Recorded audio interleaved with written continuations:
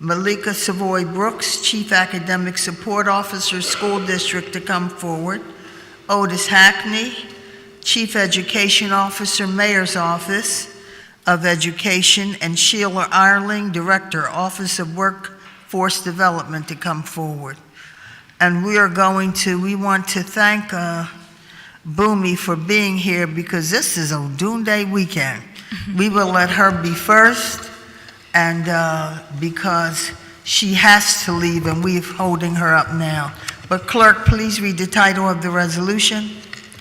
190323, resolution authorizing the City Council Committee on Education to hold hearings to discuss how well the School District of Philadelphia education curriculum is preparing its students for actual jobs in the workforce, increasing their cultural awareness, and what needs to be done to bridge the gap between education and workforce preparation. Thank you very much. And Dr. Walt Palmer, I also promised you, and so I know you have to leave as well. He says always make him last, so we're not going to do that to him. And we have so many of you. We know that you cannot stay. And so we thank you again. And let me say that I have copies of a book if they are not here. I have Boomy's book, and I will let her speak and then I'll comment. Thank you. We love you. Thank you so much, Councilwoman. Good morning, everyone. Thank you, Councilwoman, for allowing me to testify this morning. My name is Oshun Bumi Fernandez West. I am the CEO of Odunde. I'm honored to be here. I'm going to speak from the perspective of the importance of culture in the schools. Odunde was created by my mother in 1975. Has been a cultural icon, a cultural staple here in the city of Philadelphia.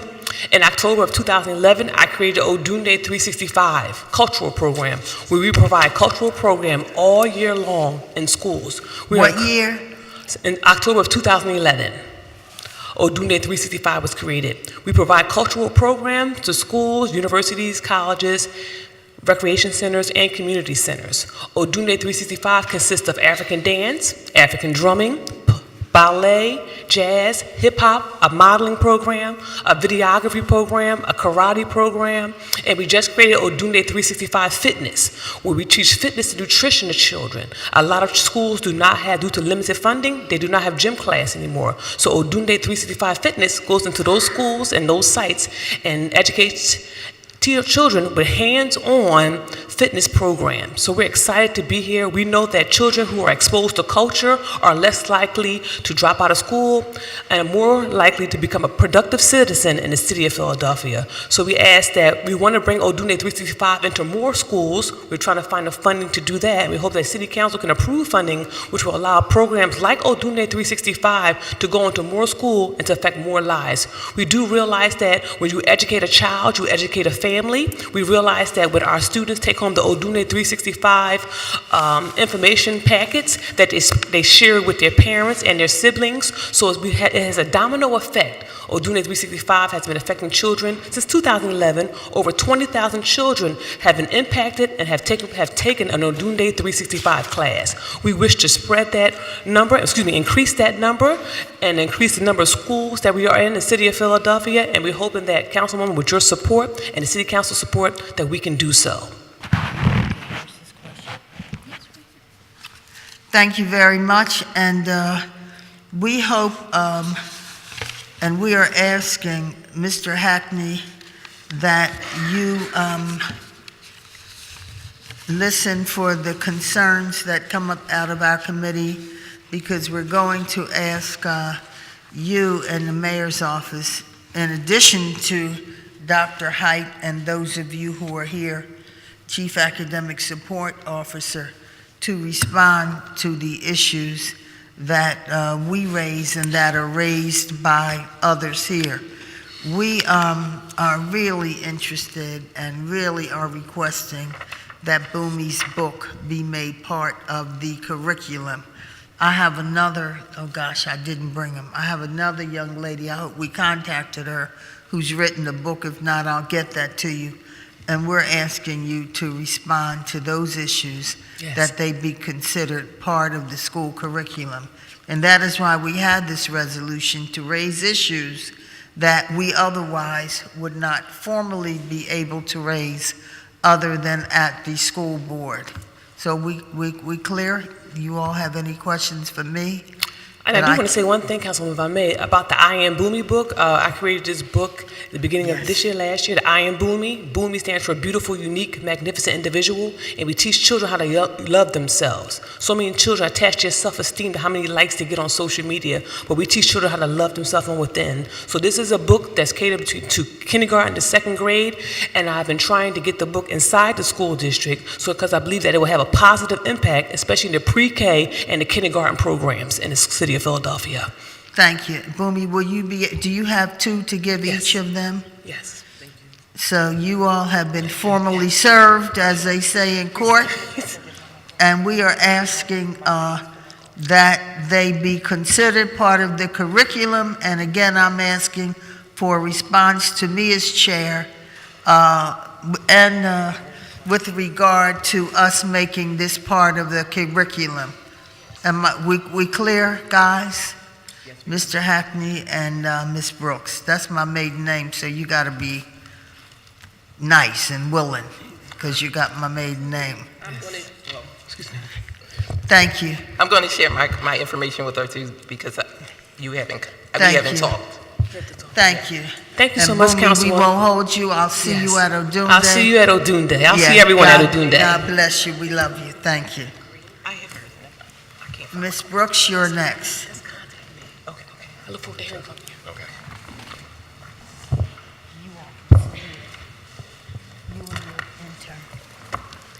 Good morning, Councilman Blackwell and members of the Council Education Committee. I am Malika Savoy Brooks, Chief of Academic Supports for the School District of Philadelphia.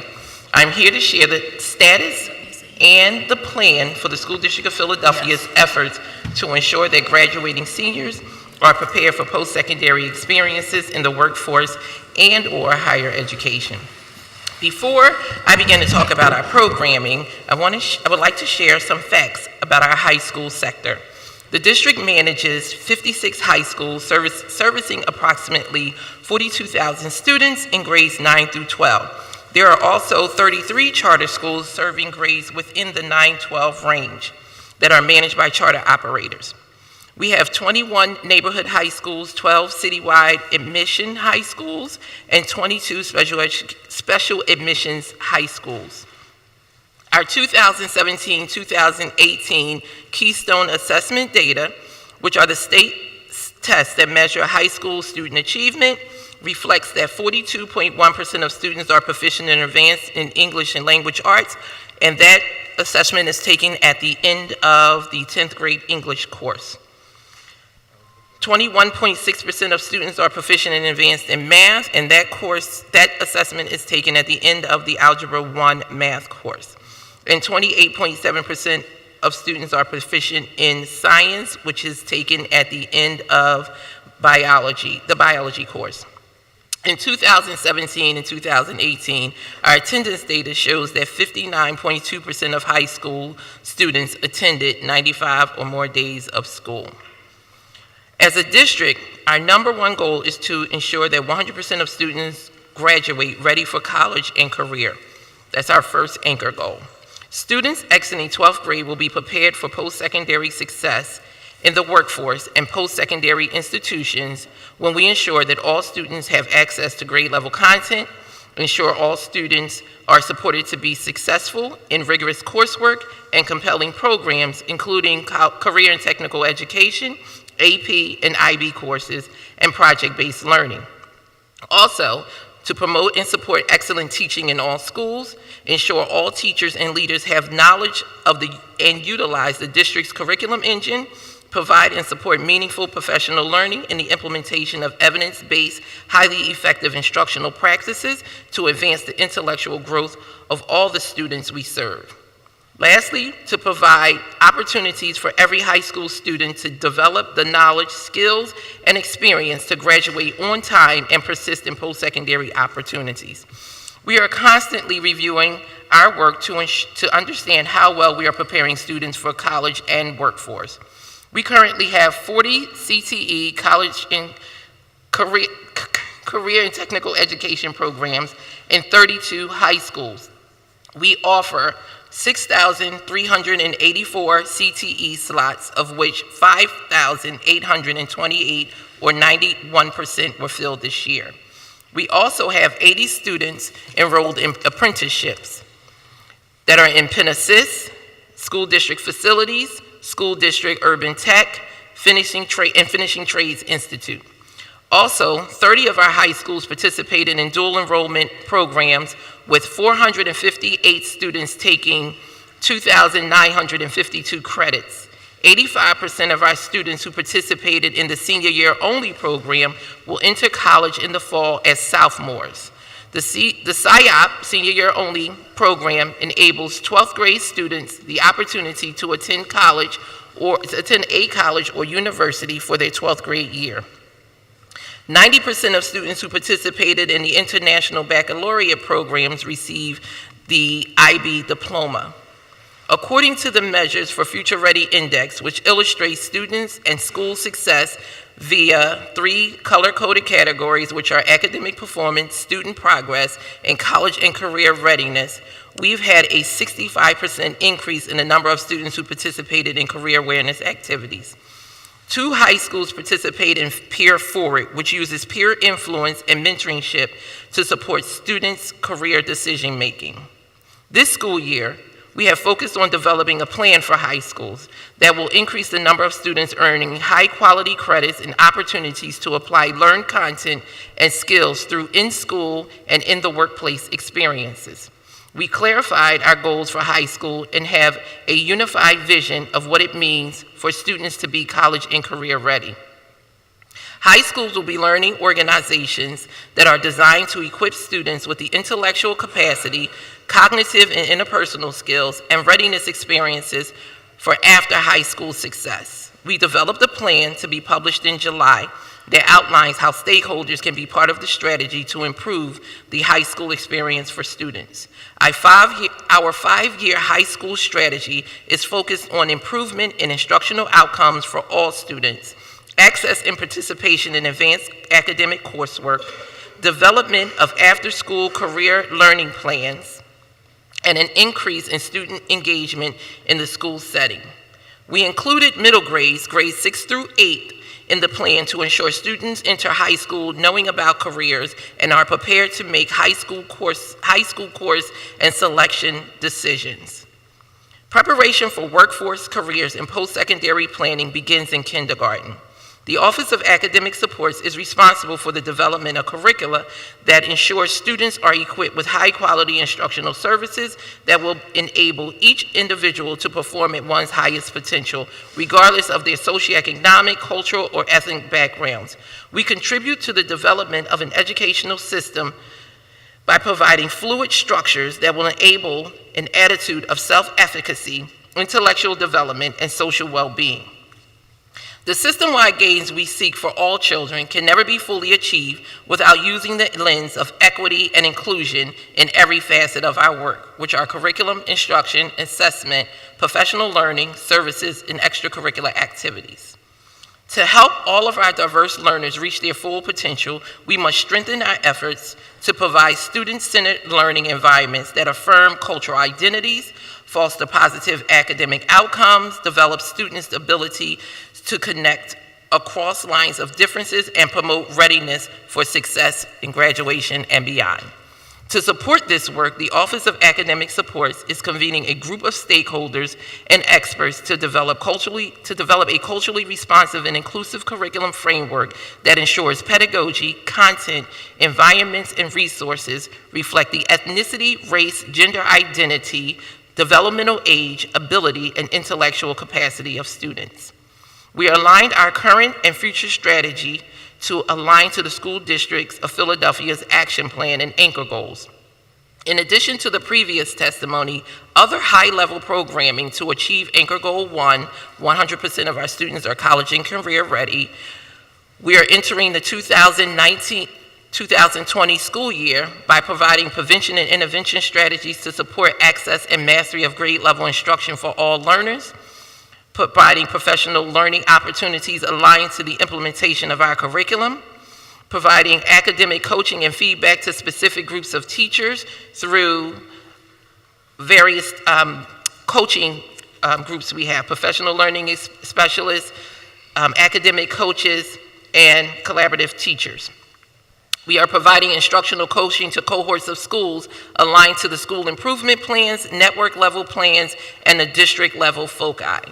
We're providing project-based and performance-based assessments that will enable students to apply 21st century skills to life experiences. We are monitoring the implementation of our curriculum to assess students' progress of learning and providing the professional learning needed to optimize teaching and learning. We're providing coaching focused on curriculum implementation aligned to the school and network level data. We're facilitating quarterly partner meetings to share developments, assess needs, and enhance partnership aligned to the anchor goals and department goals. We're leading the implementation of the high school plan focused on supporting leaders, teachers, students, and staff in instructional rigor, socio-emotional development, student engagement, and college and career readiness.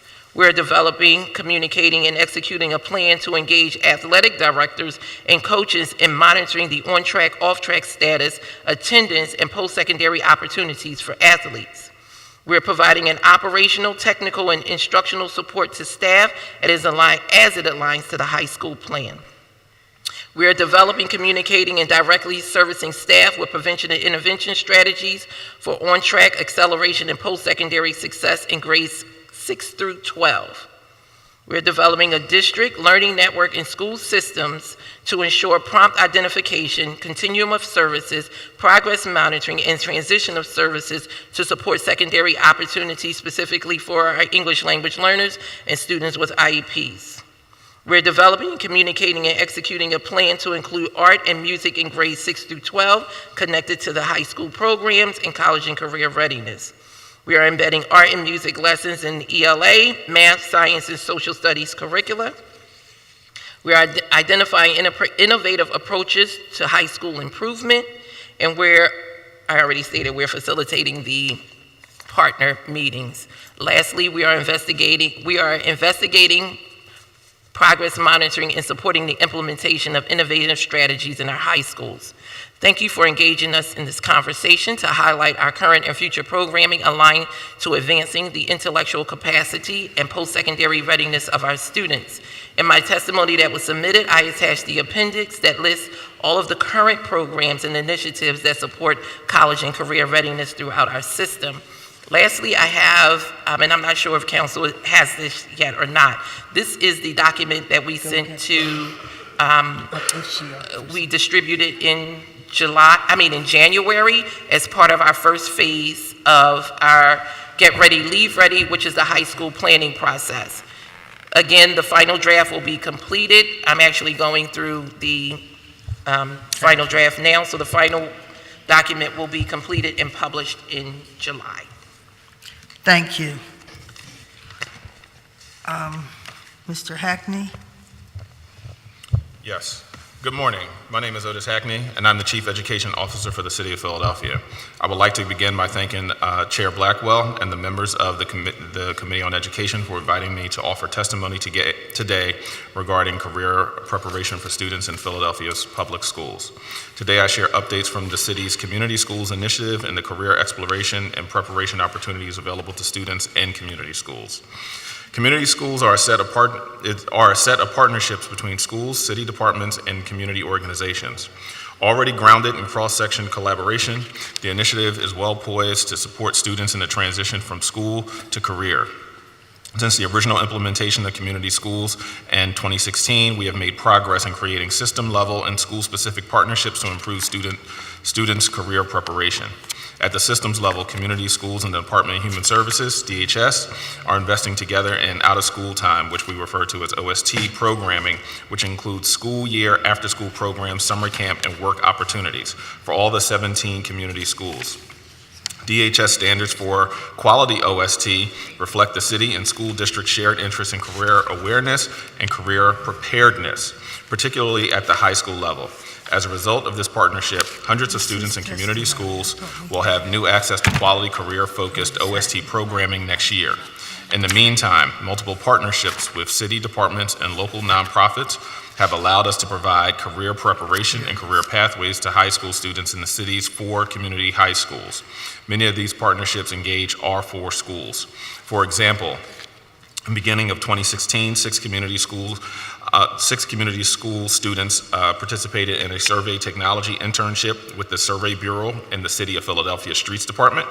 The internship was paid, full-time positions that spanned 2 summers. Upon graduation in 2018, 3 of the students completed and passed the civil service exam and are currently employed by the city in the position engineering aide 2. 2 former interns are now full-time college students, and the 6th is pursuing a career in a separate field of interest. The street department has just hired 6 new interns from the 4 high school community schools to begin training in the summer of 2019. Each of the high schools also offer unique programming to support students as they transition from high school to careers and college, such as at South Philadelphia High School, the city's Office of Workforce Development provided 90 seniors the opportunity to meet business owners from a variety of fields and learn more about potential career paths. At George Washington High School, 15 students travel to Orleans Technical Institute every 8 weeks to spend the school day learning about and gaining practical experience in the various trades, ensuring that students have the skills and opportunities to pursue their full potential before and after graduation is key to our success as an initiative and as a city. As the community school initiative continues to develop and expand, we look forward to sharing more successes with this committee. I would like to close by thanking City Council for their ongoing partnership and support in the creation and development of community schools, and thanking this committee for the opportunity to highlight some of the early successes of the program. Thank you very much, Mr. Hackney. Ms. Ireland?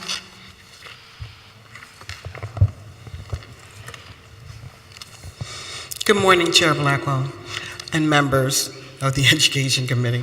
My name is Sheila Ireland, and I serve as the Executive Director of the Office of Workforce Development for the City of Philadelphia.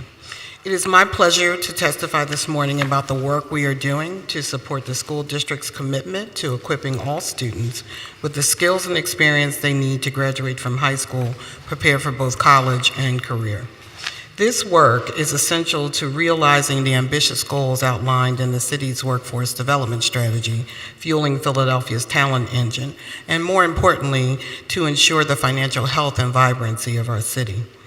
We are in a time of rapid digital innovation, making it increasingly challenging to predict the jobs that students will be competing for over the next decade and beyond. More than ever before, it is essential that we equip students with critical thinking and problem-solving skills and provide them with the hands-on opportunity to experience the world of work. They need to understand that career success depends on a commitment to lifelong learning. In many ways, we are already doing this, and as you are likely aware, there are students in schools across the city engaged in high-quality career exposure and preparation activities designed in partnership with employers. The city's fleet department, for example, recently celebrated 25 years of partnering with the school district on an automotive apprenticeship program that engages students beginning in their 10th grade year and puts them on the path to permanent employment with the city. More recently, my staff worked with Councilman Heenan's office, the Philadelphia Youth Network, and businesses in the Mayfair Improvement District to prepare and place, correction for the record, it's Lincoln High School, not Frankfurt. So Lincoln High School students into 10 paid internships with local employers.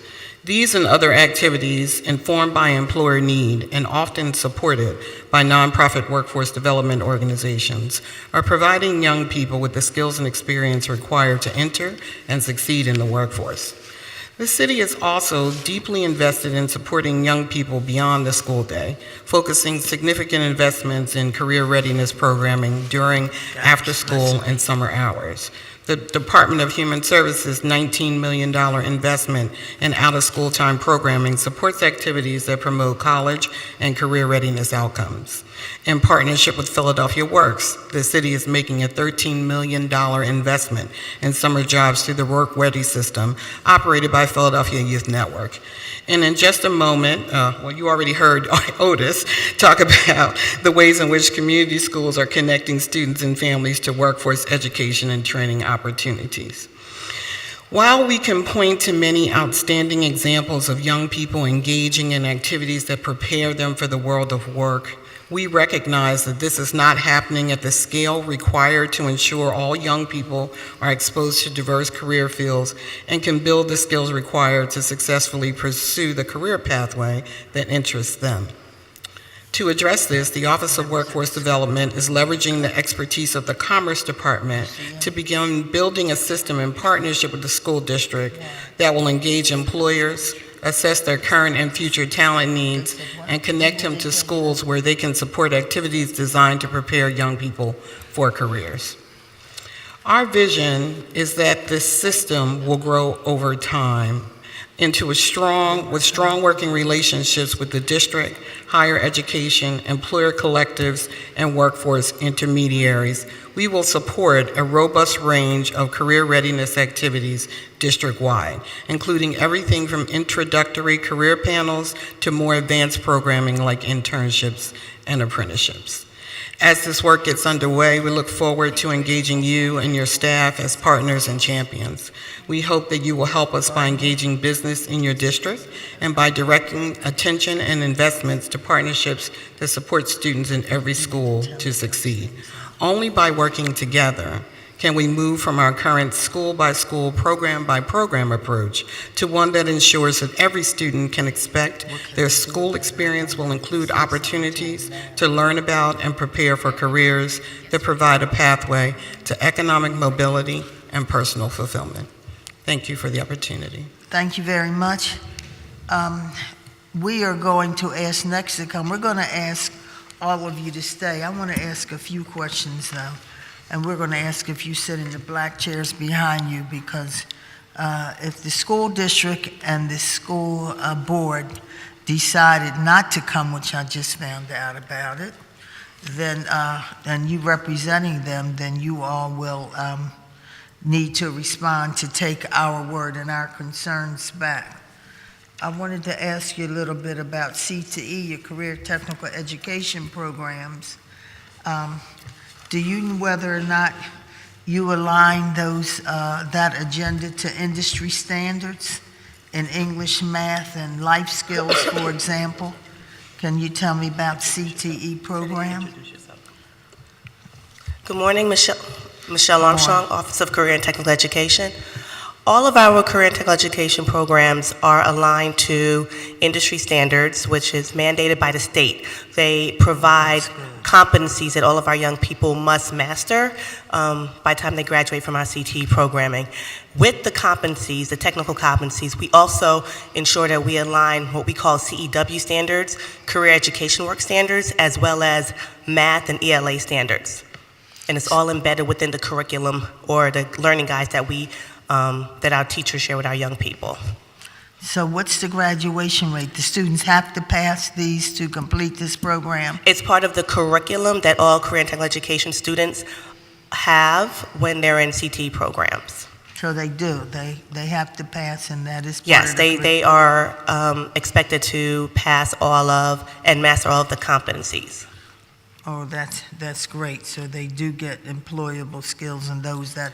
And in addition to that, all of our career and technical education programs are aligned to industry certifications, which are recommended by industry. So all of the certifications that our young people have the opportunity to obtain is what businesses recommend and what they recognize in industry.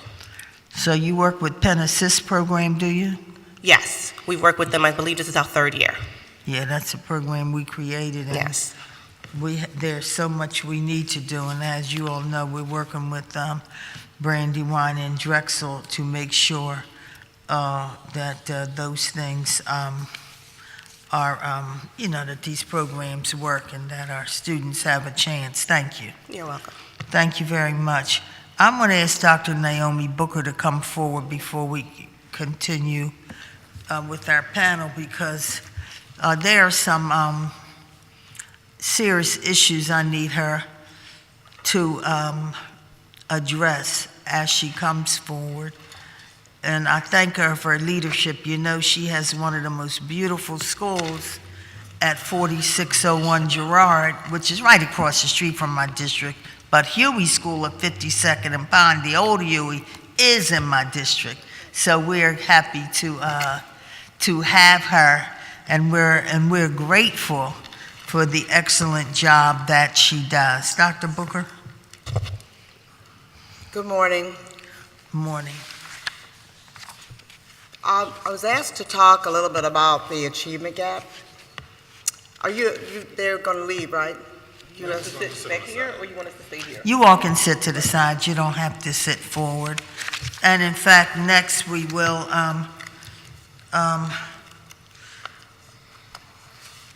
let me ask Lawrence Jones, Catherine Blunt, and Dr. Walt Palmer to come forward too. Thank you. Thank you, Dr. Booker. You can begin. Okay. I was asked to talk about the exposure gap and the achievement gap regarding African Americans and whites in our school system and in the city. There has been much conversation about how to close that achievement gap suffered by urban minority students. And throughout my career, I have worked in Philadelphia's most challenged neighborhoods. I have witnessed the devastating impact that limited access to quality learning has on the less fortunate. I have found that we can close America's achievement gap if we close what I call the exposure gap, which is lack of access of learning opportunities outside of the classroom. When I began my career as an elementary school teacher in Philadelphia, my students were provided with non-illustrated pamphlets about Philadelphia's history. And for me, I knew that I could not teach my children through a pamphlet when I lived in the city of Philadelphia. Lack of these resources forced me to think unconventionally. The need to supplement materials led me to extend learning outside of the classroom. When my third grade students studied Philadelphia in class, we embarked upon learning excursions to sites such as the Liberty Bell, Independence Mall, and Mother Bethel AME Church, where Richard Allen is buried. This exposure engaged my scholars in a way no textbook or classroom could. I later added exposure to activities that were then predominantly Caucasian sports, such as fencing and judo. With each new experience, students' intellectual and creative capacities expanded, and the results were extremely gratifying. When I joined the charter world, I pushed new boundaries outside of the classroom, and then it hit me, why should there be any boundaries? When we studied Philadelphia, we went to the Liberty Bell. So why couldn't we follow the Underground Railroad through Canada when we studied the enslavement of Africans? Why couldn't we visit Atlanta, Birmingham, and Memphis when we studied the Civil Rights Movement? And when we studied the transatlantic slave trade, why couldn't we visit the Caribbean, namely Bahamas and Haiti? Or Africa, if we could.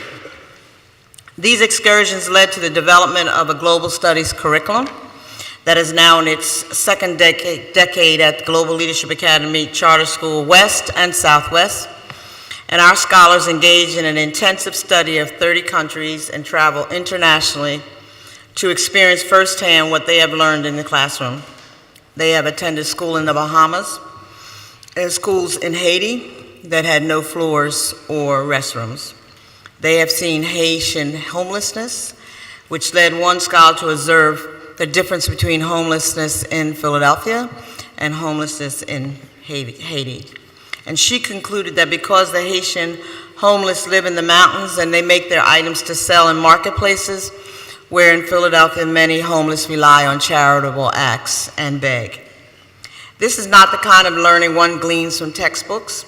Our scholars, most who live under the poverty line, donated 11 suitcases of supplies to the Haitian school. This is not the type of generosity one develops from a textbook.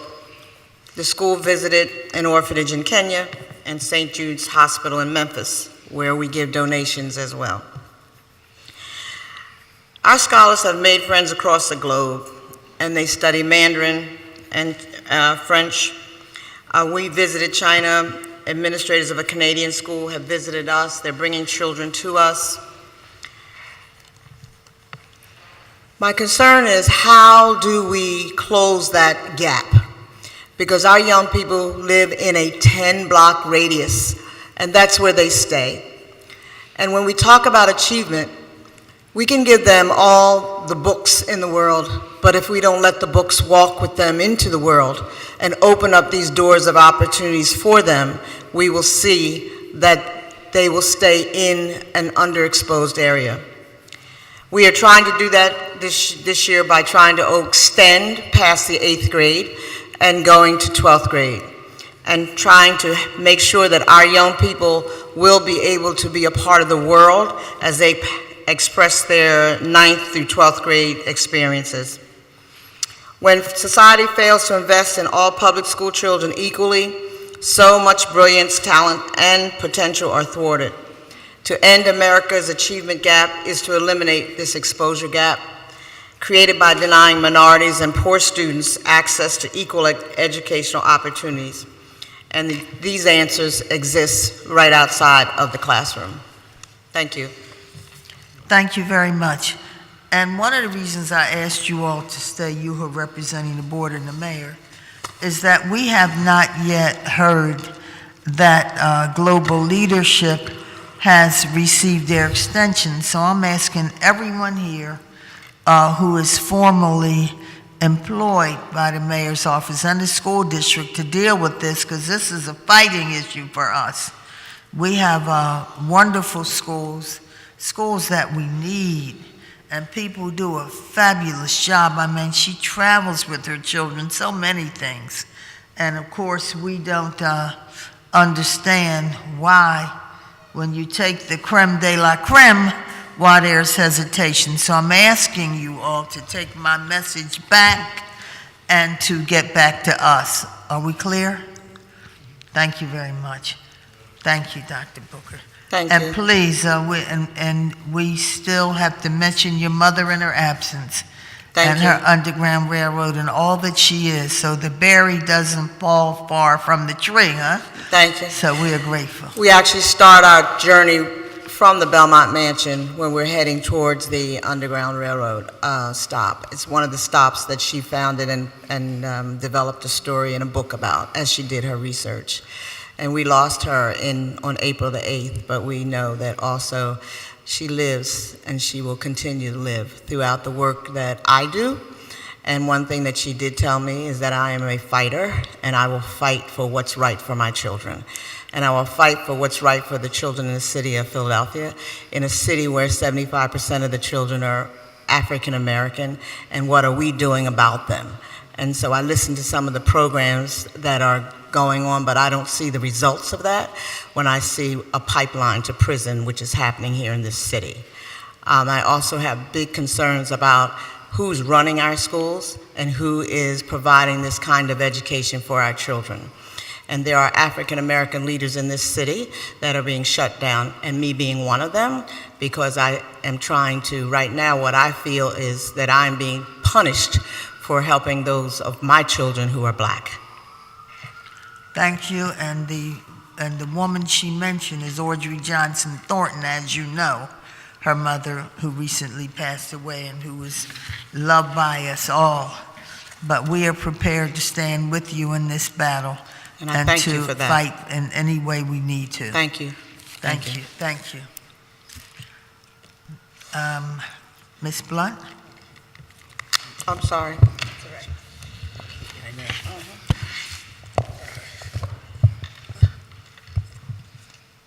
Good morning, my Councilwoman, Good morning. Blackwell.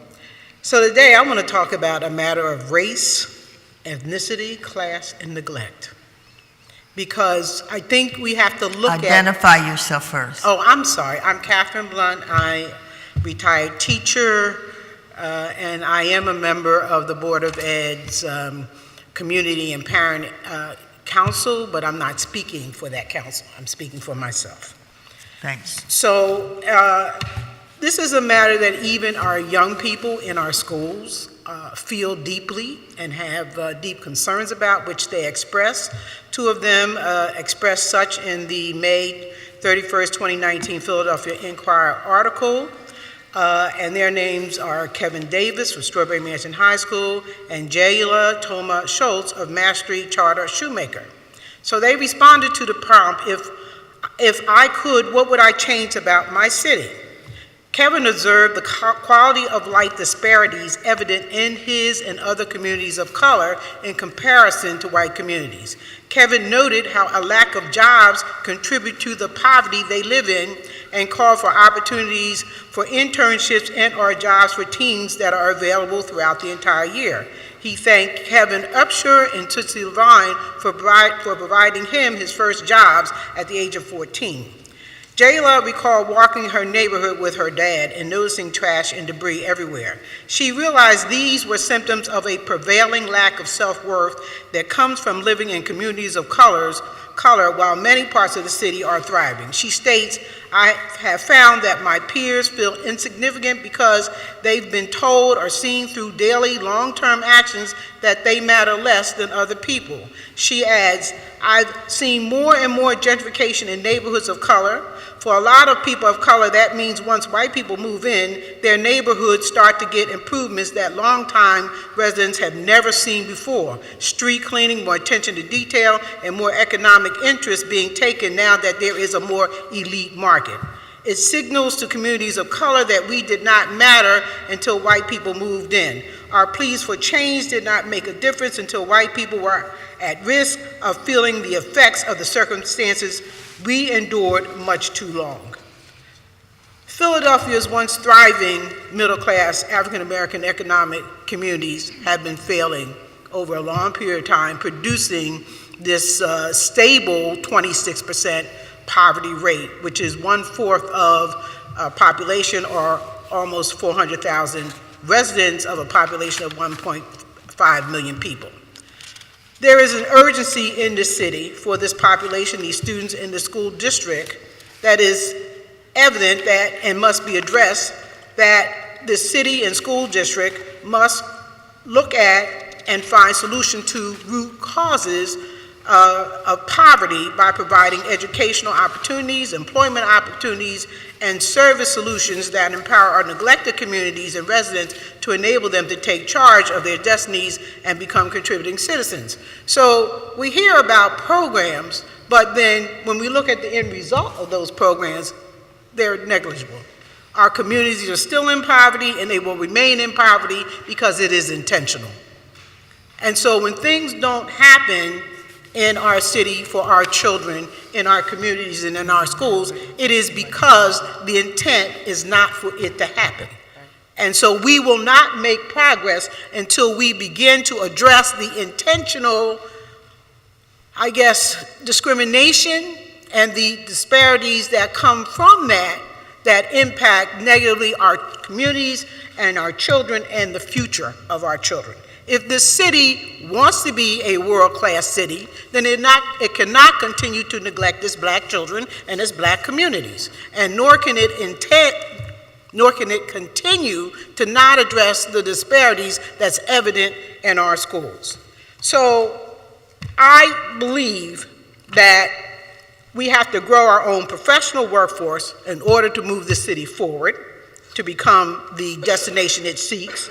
But I also believe that we have to prepare our own students to enter a post-high school world of work that is open to employing them and providing additional and, if necessary, specific training to perform their jobs at a proficient level.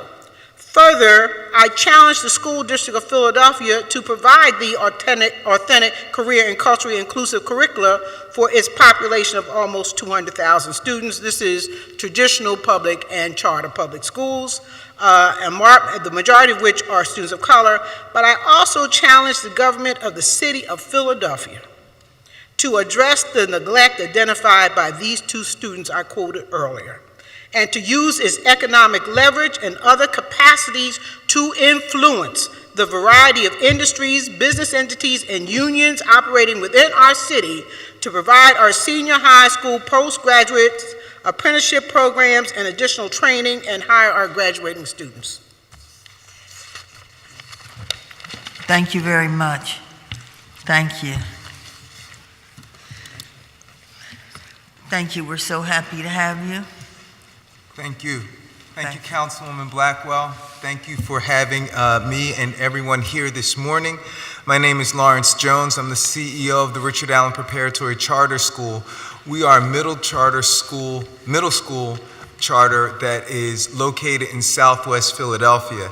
And from the start, I just want to say that if anybody has been in Philadelphia for many years, you remember that they used to talk about the S schools. And the S schools were middle schools in West and Southwest Philadelphia that if you went down to the school district to pick those schools, they would say, don't go there. Well, I had the privilege of working at an S school, Salzburger Middle School, and one of the things that showed that middle school education is a place that sorely needs to be addressed. It's where a lot of students go and find difficulty. And so we decided to be in Southwest Philadelphia and in middle school, knowing that it was a difficult task, for that very reason, to make sure that the students who needed a different option were going to get that.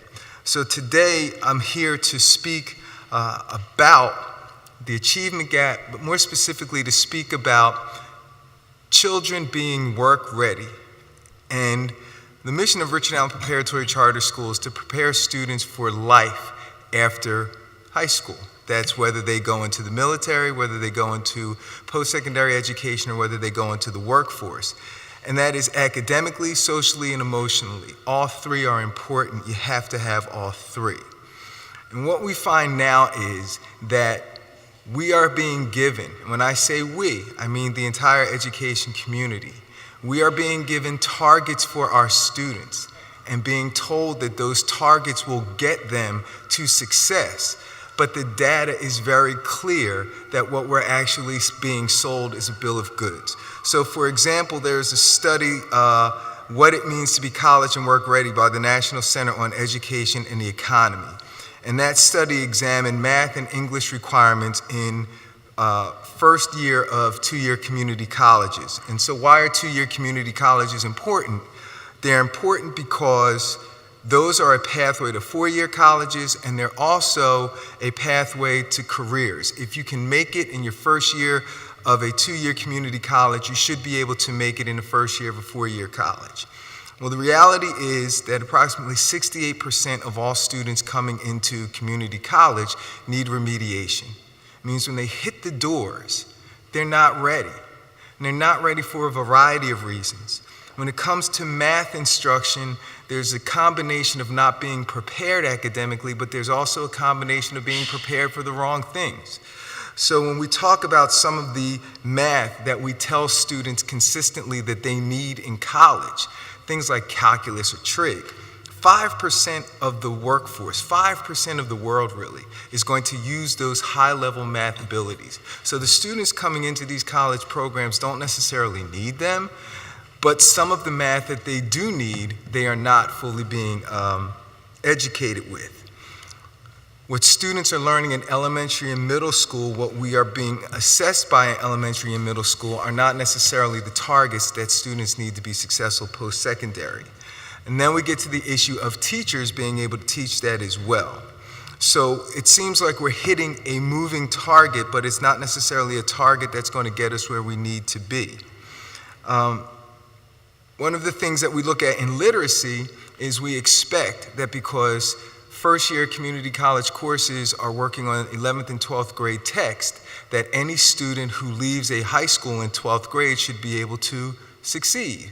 Well, the problem is that nowadays our high school texts are not on an 11th or 12th grade level. They're at a lower level. So when students go into community college, they're not prepared. So we kind of have this disconnect, and one of the things that would be helpful is that if we all kind of got together and established a point to make sure that we're all looking at the same targets and we're all hitting them together. Because making sure students are academically viable and assessing schools and students based on real academic viability is important to assuring that not only do we reduce the achievement gap, but ensuring that we make sure that students are actually going to be successful in the workforce. One of the other issues that we look at are what we call the soft skills, and these are things that people don't really think about. How do we interact? Do we have grit? Can we solve a problem? At the Richard Allen Preparatory Charter School, we have been investing and working in things like peer mediation, conflict resolution. We were honored in these very chambers with regards to being one of the first schools to have youth court and the success of that program. And I will add that 4 of those first students are now going into high school. All 4 have full 4-year scholarships.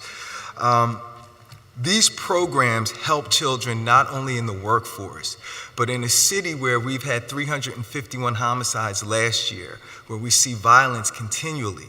These soft skills being mandatory for all of our children can actually save a life today. And unfortunately, many of these soft skills are simply ignored. So when we see students in post-secondary or we see students in the workforce and they have difficulty solving problems, difficulty with interpersonal relationships, we can look back to the fact that we're not teaching these skills with the same rigor and intensity as we want other skills to be taught. We don't even really measure them. And so the next piece that we get to in that, the final piece, which I think may be the most important, is who is teaching our students. When we look around and we want to have things like cultural competency, it's very important that children be able to see individuals who look like them in positions of decision-making, in positions of authority, in positions of also being able to be a role model and a guide. A few weeks ago, I have an assistant teacher who is a gentleman of color, an African-American male, and he made a mistake, and he apologized to a young man. Now, that doesn't seem like a big deal, but when you are told on television that, especially as a black man, your strength comes from your ability to be physical, and be big and to be bad. And when you see that real strength is the ability to be humble and apologize when needed, that is a huge lesson for children. And if we don't have these gentlemen and these role models in our schools, if our teaching staff are not culturally representative of the demographics to which they teach, then that's a problem. If 2% of all teachers are African American males in the nation, we are lucky enough at our school to have 24%, and it makes a big difference. So when we look at how to teach cultural competency, we have to not only make sure that we embed it in our curriculum, we need to also make sure that, like Dr. Booker said, we are celebrating cultures and exposing our children to cultures, whether we are taking our children to those cultures or bringing the cultures to them. But one of the key features is to make sure that people who are culturally representative are there. And when you have entities that are operated by people of color, there is a larger degree that they are going to hire people of color. And I think it's been mentioned here before, but I will mention it again. We have got to protect, we have got to hold up, and we have got to lift up our entities that are being operated by people of color. They not only make a difference for the emotional well-being and academic well-being of children, but they are having a tremendous economic boost. You know, I am proud to say that we have 3 former students working at our school. And Dr. Booker, we also have gone to Atlanta, and you will appreciate this because 4 years ago we went to Spelman College, and one of our students stepped out and said, I am going to go to this school. She graduated from Spelman a few years ago. She will be working at our school come August. And these are the things that entities have to do. So I thank you very much for your time and your consideration. And we appreciate everything that you do for education in Philadelphia. Thank you very much. And before Dr. Palmer begins, from the Walter D. Palmer Leadership Learning Partners Charter School, let me say how proud I am of all these charter schools. It disappoints me that the school district doesn't give them the respect they deserve. And I'm disappointed that more people here and that the school board members have decided that they weren't coming. And let me say that with regard to the specific agenda and what you've said about that agenda, I remember when School of the Future opened and they still don't have, it's supposed to be that computer savvy school, and I went to all the open things, they still don't have those things there. And let me say, every year, if they were here, the school board would only laugh. Every year I ask about cursive writing. It's never taken seriously, but I'm serious.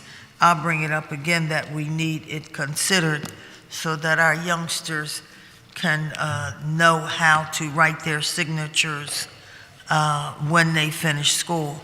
But I'm just disappointed. I'm disappointed in the lack of interest because we believe that our youngsters need to culturally be educated as well as to make sure that that they're prepared academically with regard to CTE and other areas. But, we've been around a long time. 45 years is a long time. There isn't too much anybody can dish out that isn't okay. But I will say that we're disappointed that people are not interested in an issue like what happens in schools and in the curriculum, as all of you are. So I thank you for being here. Thank you. That was important. And certainly Dr. Jones was important. And Dr. Palmer, we welcome you to make your testimony. Thank you, Councilwoman. Thank you. My name is Walter Palmer, a professor of American Racism at the University of Pennsylvania, also the founder and director of the Palmer Foundation, a research training institute on social justice and curriculum development, and currently have been appointed to the President's Commission, National Commission on recognizing the 400th anniversary of slavery in America, which I think is significant. But I think what's important, I think, Councilwoman, first of all, I want to thank you for your long, tireless efforts and really staying the course in terms of being a real beacon of light for community people. And you'll be sorely missed by virtue of your not being here after this. Thank you, and thank you for coming to the meeting on our 400th anniversary just yesterday. Yeah. And in terms of education, I've come here before. You invited me many times. I've come a number of times. It seems like some things change, some things never change. I have 60 years of working on education. Education, I believe, was a tool for liberation. And that was borne out in my efforts in the 1950s to create the Black People's University of Philadelphia, which was the first contemporary modern freedom school in America. Freedom schools were used during the slave period very successfully, and then after slavery they were not as prominent. But in the 1950s we thought that freedom schools were essential because of the attitudes, the behavior, and the microaggressions, racialized aggressions that African Americans were facing in the schools. But between 1619, when Africans came to America, they had a very short life expectancy. But in addition to that, between 1619 and the 1660s, America codified Africans' life in America with the slave codes. And in doing that, they limited education, the courts, marriage, all the civil things that take place in a civil society. And that continued in the area of medicine and mental health. They were experimented on for the benefit of the general society. When in fact slavery was abolished, slaves were breeded. They were forced to breed. I think it's so important to understand this history and the impact, physical, mental, emotional, and spiritual impact it has had historically for generations. This practice did not stop in the 16, 17, and 1800s. They experimented even beyond the 1800s and the 1900s, not just the Tuskegee experiment, but other experiments in the prisons. The incarceration of African American boys and men, and later on women, was significant in that period of time. What I'm pointing out is take a look at what has happened between 1619 and 1954 with the Brown decision desegregating schools in America, and ask yourself, what are some of the salient things that are happening to African Americans today?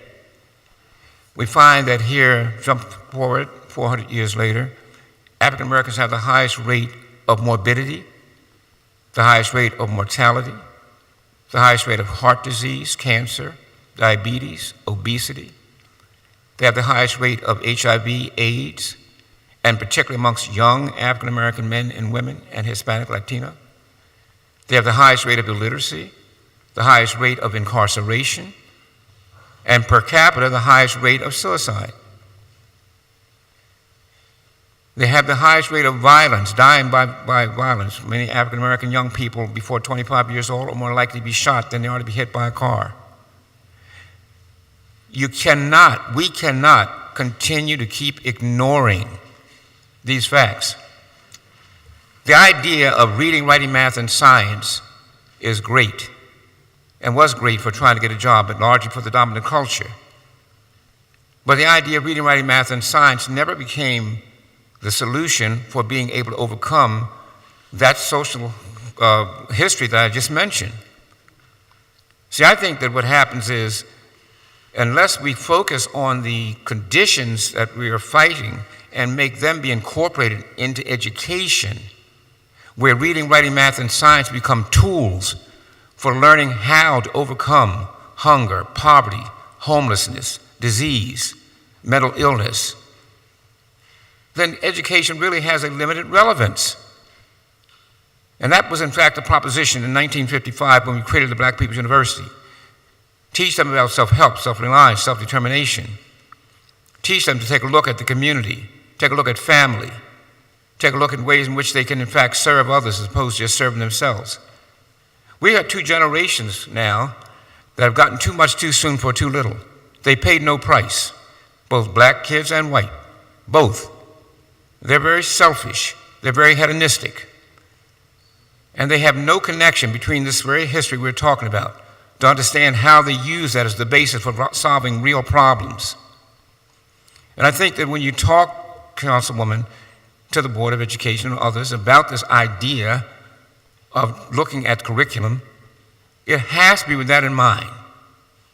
It is wonderful to talk about the history of the African Americans, the history of Egypt and the pharaohs. But the reality is that was their history.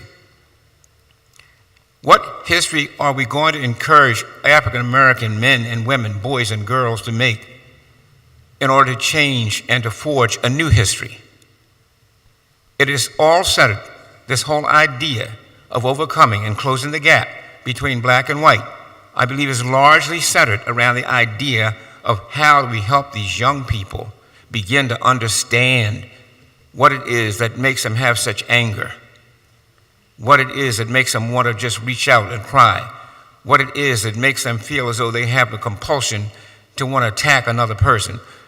Cornel West talks about in his book, Race Matters, and race does matter in American society, how the central thing for overcoming nihilism, which is the self-hatred, is the idea of love. How do you institute love? What we found, particularly in the freedom schools and we found in the charter schools, when we led that fight in the 1980s to get charter schools, and we finally got it here in the state of Pennsylvania in 1997, 99, we found that the charter schools had an opportunity to be able to incorporate some of these things. I certainly did in my school, the Palmer School, and it made a difference. When you look at low self-esteem, and we hear that all the time, what are the causes that drive this notion of low self-esteem? 78% of American girls in this society have a low self-esteem. 1 out of 4 boys and 1 out of 4 girls will be sexually abused before they're 12 years old. The most common age that is given to a young African-American person to be arrested and to get into the system is 12 years old, between 12 and 15 years old. I can testify that was certainly the age for me when my first arrest. I want to say that we cannot keep ignoring it. Dr. Julius Wilson, who's a great sociologist, had this to say about the implications of not looking at race in our society. The problem is that structural racism and social class inequality matter in that racialized ideas shape policy and practice that reinforce color lines and perpetuate the urban crisis. Young white people get socialized as well as black people, but they get socialized into the idea of white preference as opposed to black acceptance. So you have white skin privilege and black skin disadvantage. And the whole idea is not necessarily to get angry at white young people who for the most part are ignorant in terms of how in fact they have been socialized in this manner, but to try to figure out who it is behind the scenes, who are making the policies, who keep this practice going on. The idea of high-stakes mandated testing has always been an abomination. And luckily, there are some families across America that are challenging that. And there are other ways to really tell how young people are intelligent. There are multiple intelligences, and there are multiple ways in which to do it. But I concur that the importance of taking a look at the social phenomena and incorporating that as curriculum in the schools, as we did between the 50s and 60s and 70s and 80s and 90s with success for the at-risk child and the mainstream child, are essential for closing this gap, because the gap is not closed by the academics, it's closed from the affirmation of their own human experience and their own humanity. And that's what's missing. Thank you so much. Can I say something, Councilman Blackwell? Can I speak to listening to you and offer my disappointment for this room not being full of people who can make a difference? When you have a call here about trying to close the achievement gap, you know, this room should be with people, your council people who are not here, who everybody ran on an election talking about education and what we're going to do for the people in this city, for people who are at the school district and are not sitting in this room at this moment. Because for me, it just tells me really what is the value of education in this city.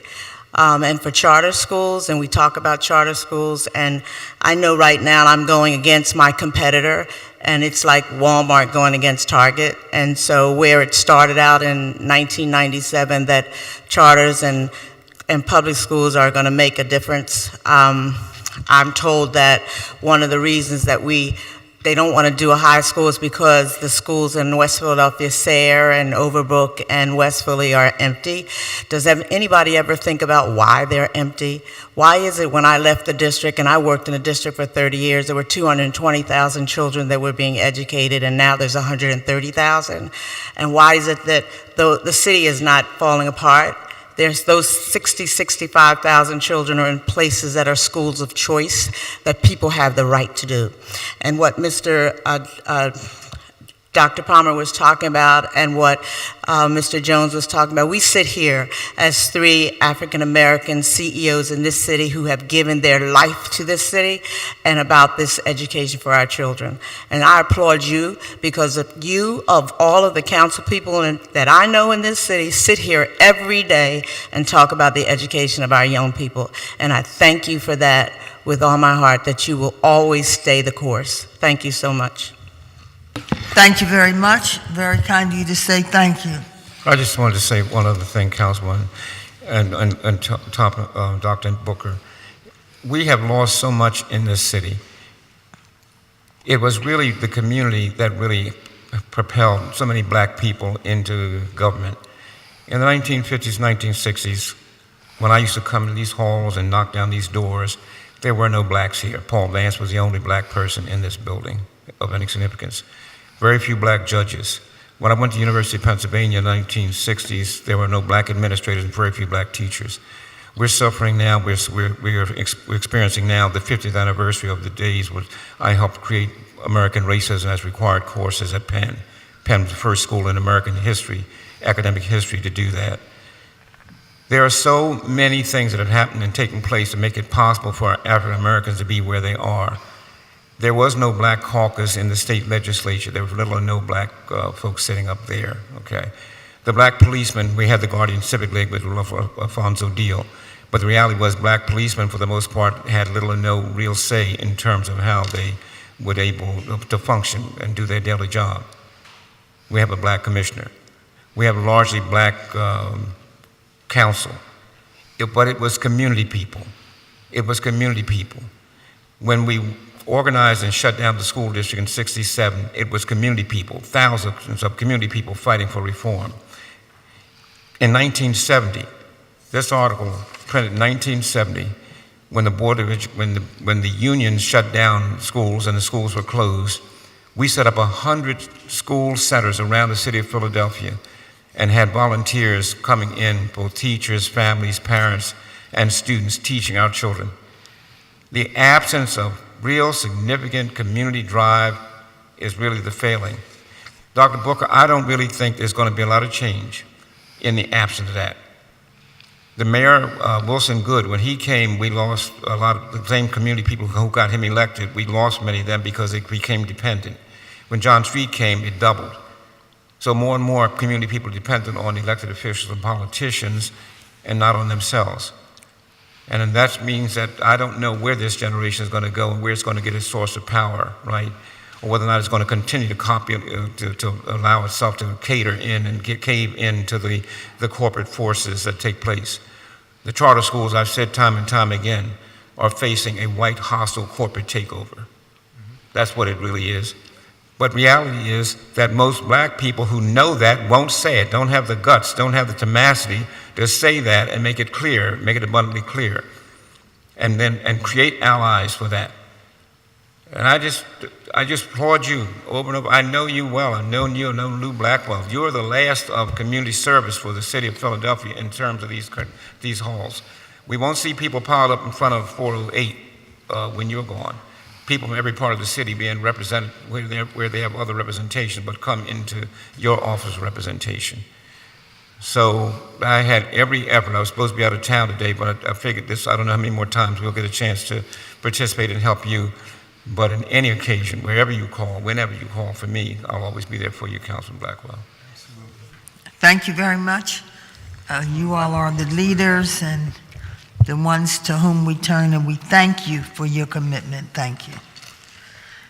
Is Dr. Stephen Jones, Associate Dean, Villanova? Sylvester Mobley, Coded by Kids. Nazar Smith, if I said it correctly, CEO, founder, People's Innovative Movement. Are they here? And as they're coming forward, let me note that we have testimony, written testimony from Honorable Dr. James Roebuck, Pennsylvania State Rep, who is chair of the City Council, chair of the State Department of Education in Harrisburg. We have a statement also from Alan Edmonds, president of Brandywine Workshop and Archives, as well as Dr. Donald Guy Generals, president CCP, Community College of Philadelphia, and I note he said that the need for employees with post-secondary skills by the year 2023 will be 60%, and that will be a 20% gap. So read his statement. It's very, very important as well. Good evening, good afternoon, gentlemen. Thank you very much. Please identify yourself and begin your testimony. Thank you, Councilman Blackwell. Thank you. And good morning to you. My name is Dr. Stephen Jones, and I'm an Associate Dean in the College of Engineering at Villanova University and owner of SAJ Publishing and Education Services. According to the United States Department of Education recent statistics, the national college graduation rate for African American students stands at 42%, and the Hispanic students' graduation rate is 54%. This same figure is 62% for white students, which represents, for African American, about a 20% gap. The community college graduation rate in 4 years is 28%.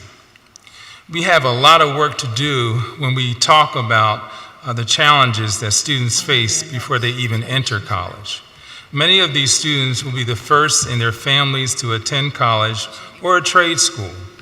Students are not aware of how their education can lead to a career. If you are the first person in your family to go to college, you have no idea what to expect, and you have little knowledge concerning how difficult it will be after high school. There's a total education gap, especially in the areas of science, technology, engineering, and math careers. A total of 75% of all engineers come from families where the parents have been engineers, and we lack that in our community. A student may be one of the best students in their high school, but still lack the career awareness, study skills, test taking, and time management skills to be a successful college or trade school student. Prior to working at Villanova University, I was the ACRA 101 program director at Drexel University. It took a lot of one-on-one academic advising, tutoring, personal counseling support to help economically challenged students to graduate. I was excited today to learn that you're looking at the school district's curriculum, and I've written a few books that help students to prepare for college. One focuses on study skills for students, middle school, high school, called The 7 Secrets of How to Study. I have another book, The Parent's Ultimate Education Guide for Parents, Birth through 12th Grade, and scholarship book. With the cost of college continually rising, I see that happening in the future. I've tried to provide a resource that will be available to everyone. I have a total of 35 years of experience in helping students to successfully graduate from K-12 schools and colleges. I present educational workshops and do everything I can to ensure that students are successful and graduate. My goal is to get more of these resources into the hands of students in the School District of Philadelphia and beyond, and to reduce the high school and college dropout rate, which significantly affect our students. I hope in some way that in sharing this information, I can help all those who are here and assembled. Thank you very much. Thank you, Dr. Jones. Thank you. Thank you. Councilwoman, I just want to thank you for providing me the opportunity to come and talk about tech education. I'm Sylvester Mobley, the CEO of Coded by Kids. I'm going to be fairly brief. The reality is, if you look at the city of Philadelphia, we have a city where more than 40% of our population are black. If you look at tech, only 2.5% of people who work in tech are black. That's a crisis that's going to result in a generation of unemployable people as we look down the road. Tech is driving the economic growth in our city. Tech is the undercurrent of most of the problems that we talk about. You know, we talk about gentrification, things like that. The growth in tech is what's driving it. So if black and brown people are shut out of tech, then we're creating a system of locked-in inequality. So the organization that I run, where our mission, our vision, we're here to ensure that every young person has equal access to the opportunities to ensure that they're able to go into these positions. We work with approximately 550 kids each week. We're designed as a multi-year tiered program. What we say is we're not producing employees, we're producing the next generation of CEOs and CTOs. So we work to make sure our kids have all of the support, the resources, the curriculum, the programs, everything they need to move into the upper tiers of tech, to address the issues of the inequality in tech. Where are you? So we're all over, so we're in Philadelphia, Delaware, New Jersey. In Philadelphia, we're all over the city. We're in almost every neighborhood of the city of Philadelphia. We're in between 20 and 25 schools, community centers. We work with other nonprofits throughout the city as well. Thank you. Thank you. Thank you. Good morning, Councilwoman. Thank you for allowing me to come in to share a bit of a testimony. First and foremost, my name is Nasir Smith. I am the CEO and founder of the People's Innovation Movement, which is a financial literacy nonprofit here in the city of Philadelphia.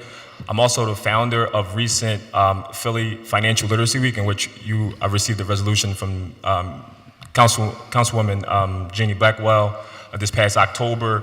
My organization has worked with a dozen of other nonprofits and schools across the city of Philadelphia to close the financial education gap that exists in our communities here in our city.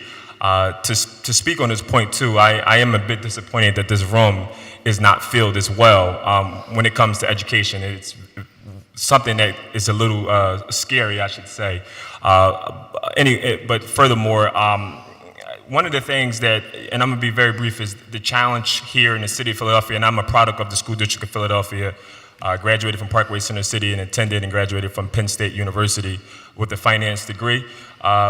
One of the main issues that exist is that there isn't a mandated curriculum around financial education, coding, and entrepreneurship in our curriculum that exists in this city. If you talk about industry standards, going forward, financial education, coding, entrepreneurship will be where a lot of graduates will start to indulge in and need those type of resources to further their dreams and build a family and closing a gap that exists. And a lot of my work I'm a partner with a dozen of state representatives, different schools, to share my perspectives and give the education. As someone who left an employer who did not see it as profitable to educate the minorities in the city of Philadelphia as a credit analyst, I made it my responsibility and my duty to give back to my city in a way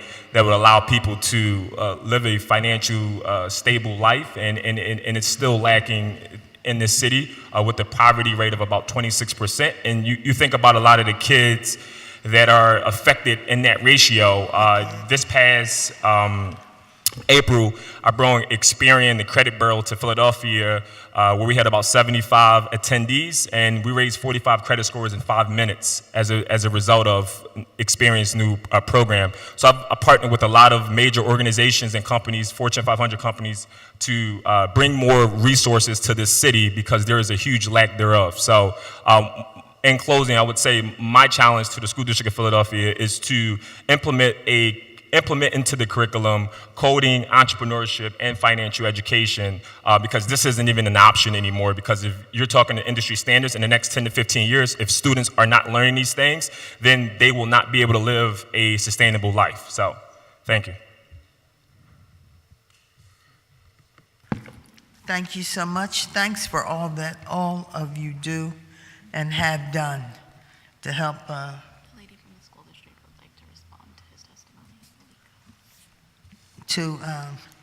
help save our young people and to help make a difference.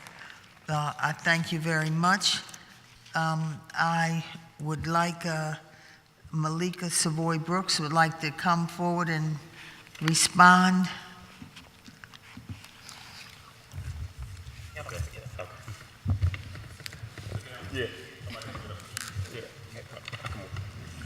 Thank you, gentlemen. Yes, thank you. Malika Savoy Brooks, Chief Academic Support Officer for the School District of Philadelphia. I just want to put for the record that we do have a financial literacy curriculum actually from the Pennsylvania Department of Education that we implemented and is embedded in our curriculum. I'm not saying that we don't have work to do, but we do have financial literacy as a part of it. In addition to that, as part of the high school plan, the other part of financial literacy that we haven't talked about in the School District of Philadelphia is how we're supporting parents and families with financial literacy as it relates to the college application, acceptance, and matriculation process. We wanted to ensure that whatever we were providing for students outside of FAFSA, I was one of those students and parents that assumed that if I filled out FAFSA that I would be okay. So we wanted to ensure that parents understood the requirements for FAFSA, the eligibility that goes with FAFSA, how to complete scholarships, scholarship applications in the scholarship process, and also plan and save for financial literacy as it relates to college acceptance and matriculation and sustainability. The other point that I wanted to put on the record was regarding the culturally inclusive and responsive curriculum. That is one of my initiatives in being in this position, and I'm not looking at it from the standpoint of just adding books to the curriculum. I wanted a framework, and I believe someone from the district may have communicated with members of council, because we actually wanted experts and people who, outside of the district, people who are interested in this, to actually join the advisory team to develop the framework that is necessary for the work that the district has to do.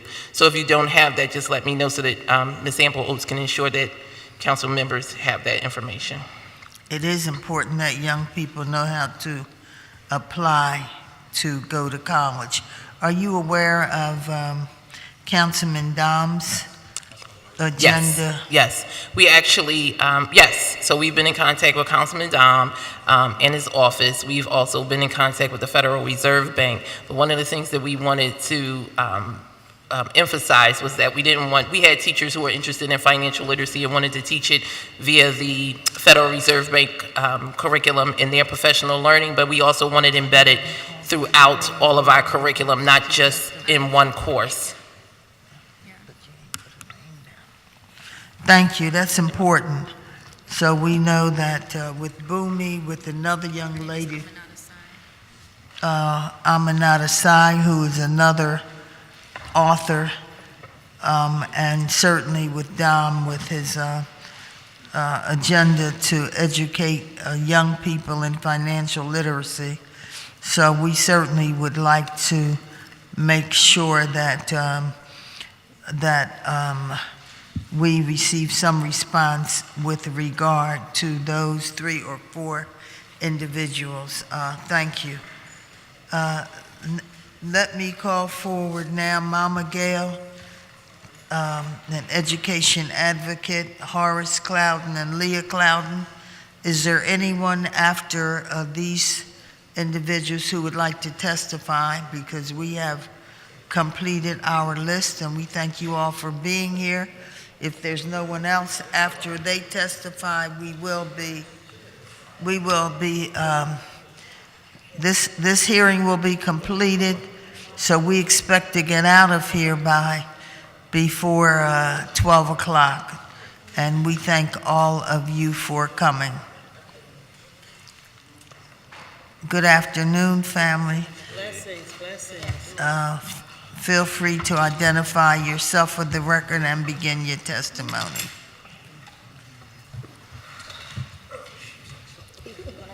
And these will be our last folks testifying for today. Thank you. All right, thank you. My name is Horace Clouden, Mama Gail's husband. That's why I'm nowhere else in the public. Anyway, I'd like to start off by just saying some words that the school district loves to use. Healthy and safe schools, literacy by the age or grades of K-8/4th grade, looking for better teachers and principals, accountability, autonomy, transparency, better use of space, teacher training, and something new is facilities emergency fund. I want to talk about the area of West and Southwest Philly, that cross district of 2nd District, 3rd District, and the 4th District, totaling 38 schools with 16,789 students. I got that from fiscal year 19. That was in, I guess, one of the books that you received from the district. Out of the West and Southwest District, we have 1 model school, and we have 2 schools that were classified as a reinforced. That's out of watch and intervene categories. We have 1 special admit school. We have 10 CTE programs that's in the 10 high schools. And for that area, they have an operating, this is the budget, operating fund allotment of $163 million plus, and a grant fund allotment of $28 million plus. And that's not even including the nonprofit dollars. The area also has 2 Olympic-sized swimming pools that are closed. They have 2 new high schools that were built within the last 10 years. And also, they have 21 K-8 schools that were established I don't know the number, maybe 2011 or 2013. One community school and one disciplinary school. And I'd just like to add to that area, as a family, we like to suggest that they take Bartram and make it a total hands-on CTE/trade school. One of the problems that we found doing research through transparency was teachers' attendance in those schools. They have a statement or a sentence that says percentage of teachers attending 95% or more of days. Schools in that area range from the low 40s to the high 70s. And people are always talking about teachers need to be paid for what they do. They're all this and they're all that. Teachers' salaries range from $46,000 to $85,000. The teachers have to do a duty days of 180 days with no more than 18 occasions of lateness or absence for personal illness within this period of time, with exceptions of one extended long-term absence. Here again, we have teachers absent. As a family, we always advocated to bring back the junior high schools. We need these schools because the K-8s are not working. We have no way of getting children back on grade level. We just have no way of doing it. What's the difference between a high school graduate from a low-performing school than a high-performing school? I don't know if anybody put any dollar amounts on it, from unemployment to maybe $20,000 in salaries, or even attending colleges. To add on, just imagine a junior high school, larger space for larger children, a full-size gym, full-size lunchroom, a full-size auditorium, a full-service kitchen, working showers, science labs, music labs.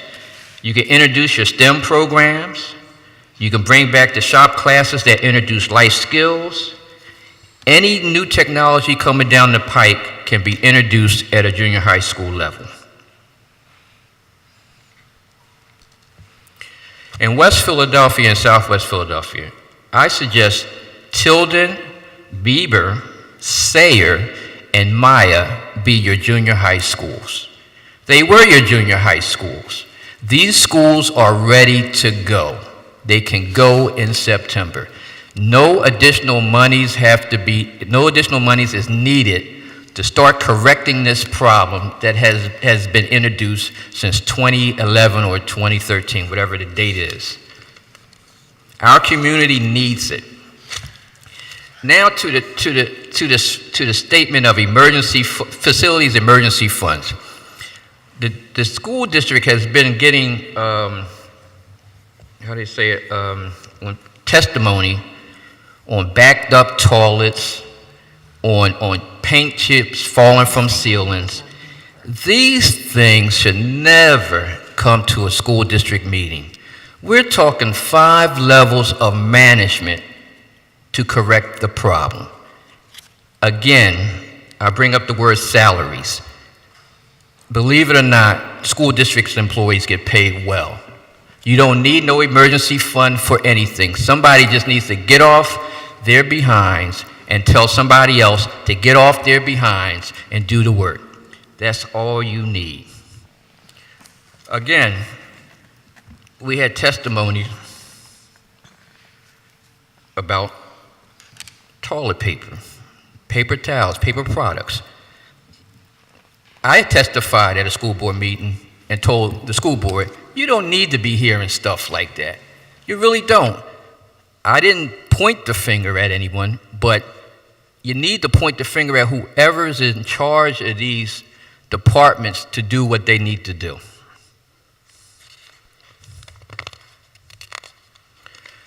We spoke of culture. This has been an outfit. I used to work for the school board. I'm retired now.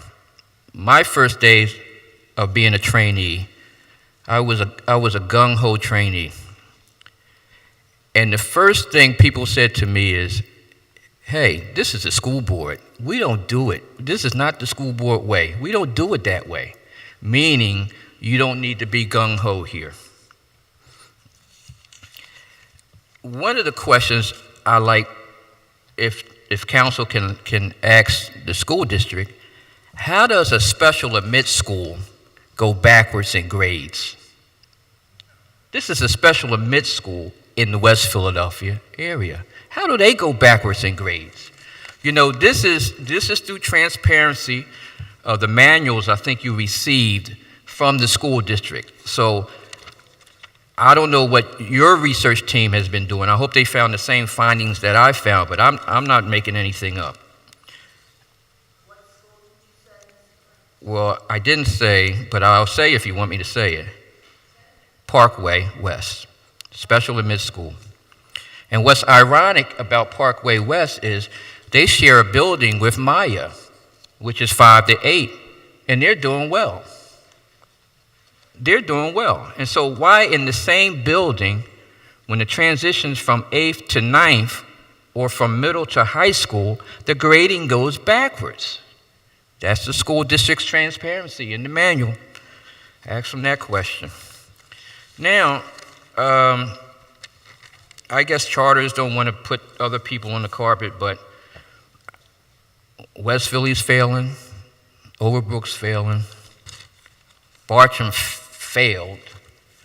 We have failing high schools that these K to 8s, if they don't have any transportation to get to a high school of their choice, those are the only choices that they have, are failing high schools. Here again, junior high schools need to be created so we can prepare students for high school. Why would you suggest high school students in a failing school to go to college? That just doesn't make any sense, because we know what's waiting for them. A test is waiting for them in college. And what happens after they take the test? They have to take a remedial year. And then plus we know that it's a 50% dropout rate in college. So why would you subject a family to debt? You know, it's just not fair for us to do that. And what's not fair is for those that capitalize off of that making a salary. So here again, I'm gonna prepare a detailed report and give it to the council people of District 2, 3, and 4, because I'm sorry, I just found out about this meeting a week ago or a couple of days ago, and the same thing with the school board meeting a week ago that they had yesterday. So I wasn't prepared and didn't speak at that one, but I'm gonna speak at the next one and give them a detailed report. And also in my report will be the junior high schools with the feeder school information from the K to 8s. It just doesn't make any sense to let this thing continue. Here, out of the school district's own mouth, we're looking for better teachers and better principals. Well, evidently they must know that their people aren't coming to work. And then this word of autonomy, that just means hiding everything.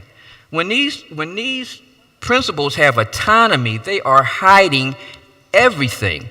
And what was evident of that is when they first started closing 21 schools over, I think, 8 years ago, I know the superintendent was surprised of all the people that showed up at those high schools to testify that he didn't know what was going on in these schools. And even today, you don't know what's going on in these schools. So they need to change that autonomy thing with the principals, because they just hide too much, especially persistently bad schools. All of a sudden, we went from a year of persistently bad schools to don't have no persistently bad schools. So in other words, we don't have no fights reported. We don't have anything being reported. Somebody is hiding something. So I'm going to pass the mic, but Thank you. I hope I made a difference, because the information's there. It's just there. Thank you very you're much. welcome. Here, Peter. Thank you. Greetings. I am Gail Stewart Clouden, and I'm known as Mama Gail.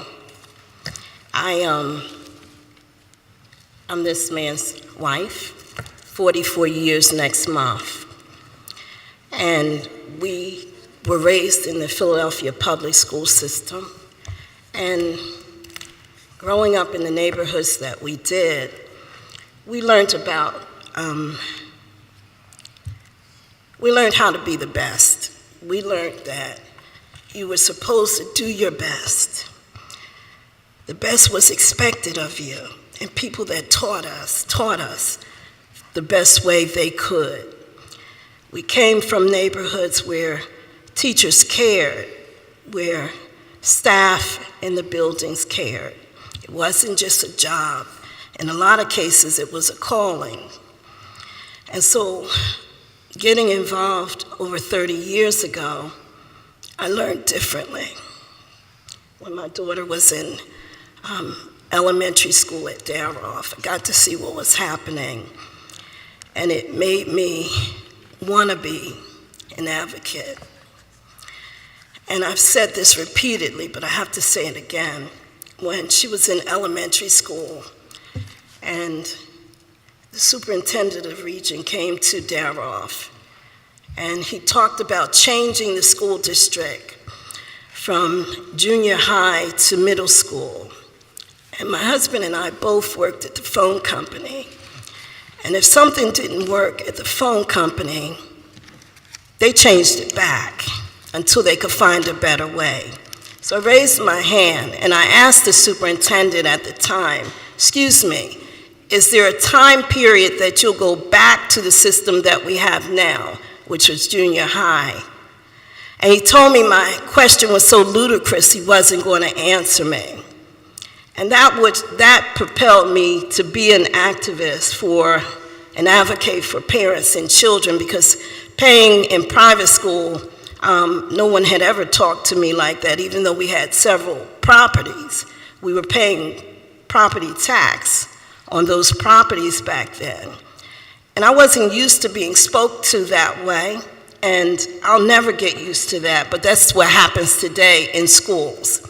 So as my husband talked about autonomy, one of the things that I see is that teachers are given a lot of power, and some of them don't know how to handle that.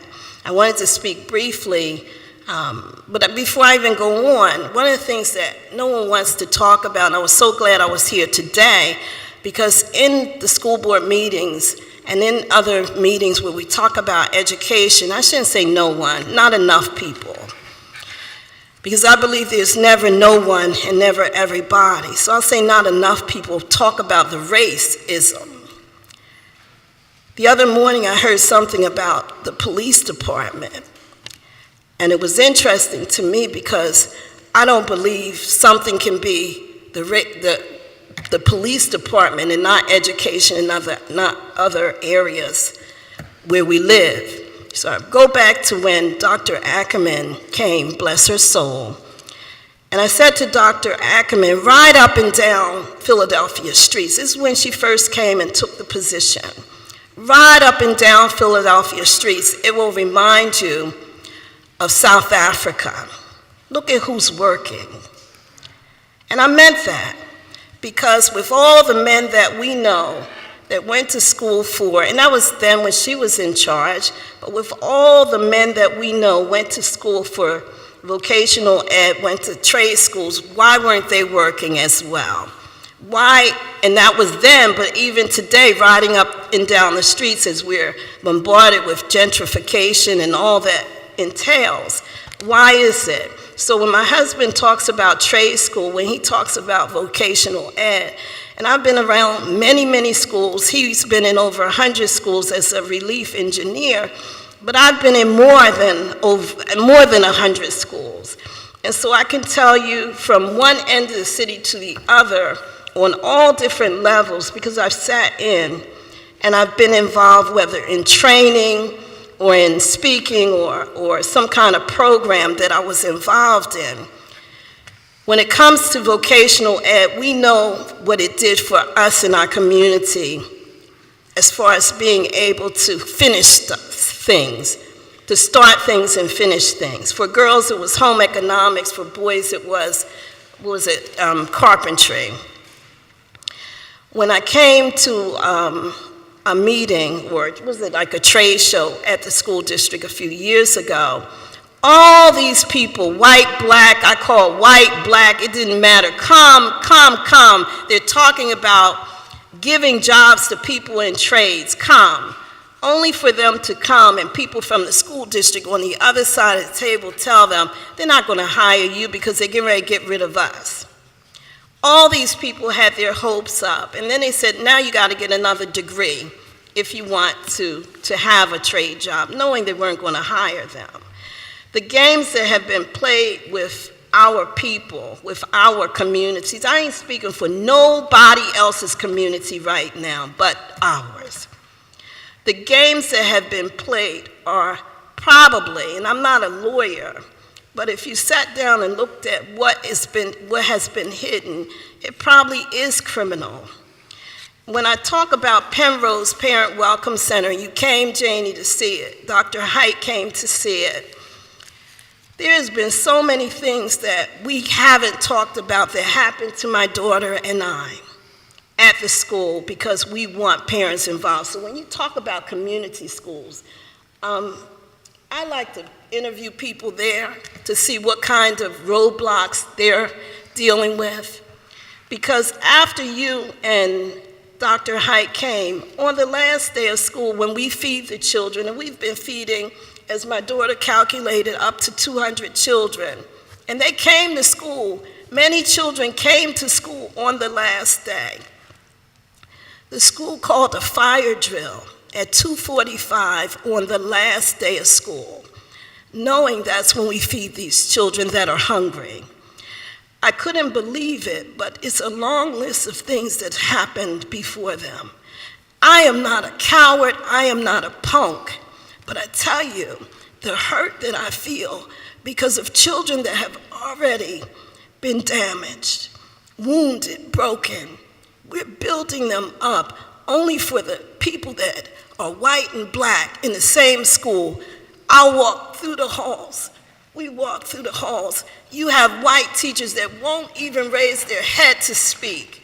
White teachers that don't speak to black teachers, and I wonder if they won't speak to me who looks like that child they're teaching, how are they treating that child in that room when the door closed?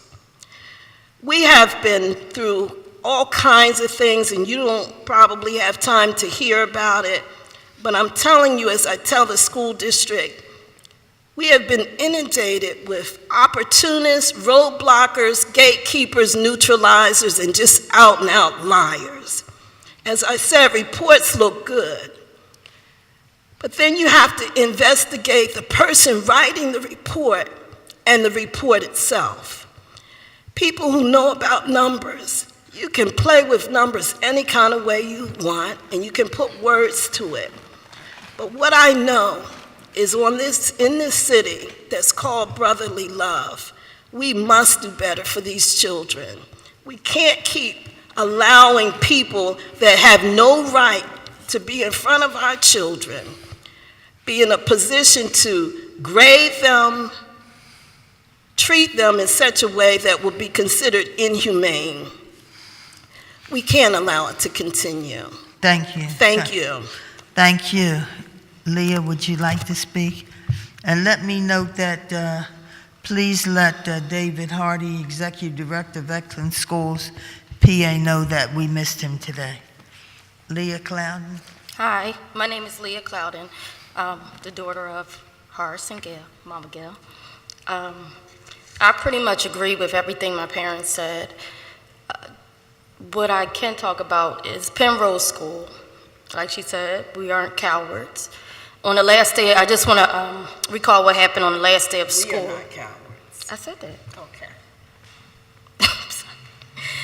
So on the last day of school, one thing we've been doing for a long time, for months. We've been at Penrose since September, but we started feeding them, it's been about 6 months? So about 6 months, we've been feeding the children every single day, or just about every single day. And on the last day of school, we brought a bunch of hot dogs and We always have food that we give away, such as bread. We give away zucchini, squash, yes, fruit and vegetables. Just about anything. You'd be surprised what we give out because we get donations from Whole Foods. So on the last day of school, instead of informing us even a day before or hours before that they were going to run this fire drill, they decided at 2:45 to run the fire drill. The children get out at 3 o'clock.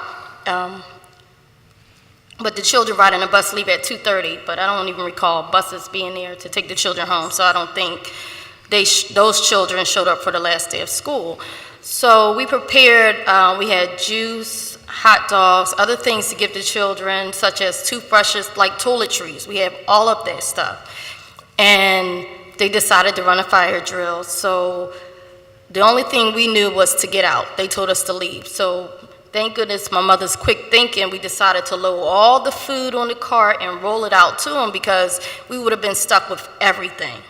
Every single thing. And I think, I don't know what happened between the principal and what we were doing in this room.